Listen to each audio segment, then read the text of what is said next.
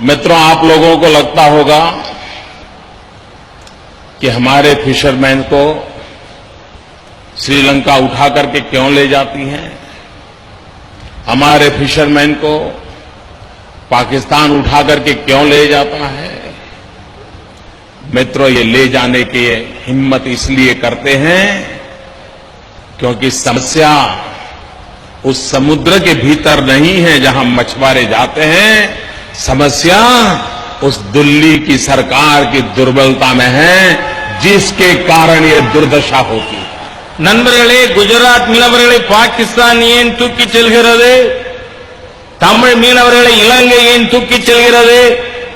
இதற்கான தைரியம் இந்த நாடுகளுக்கு ஏன் வந்தது?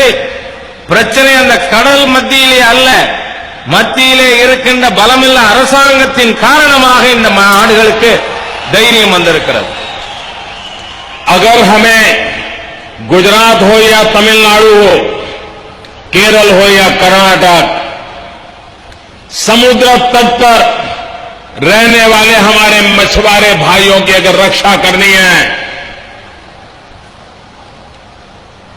उनको सुरक्षित रखना है, मछुआरों को बेरोक टोक अपनी रोजी रोटी कमाने का अधिकार देना है, तो हमारी पहली जिम्मेवारी बनती है दिल्ली में बैठी हुई दुर्बल सरकार को, वीक गवर्नमेंट को हटाना।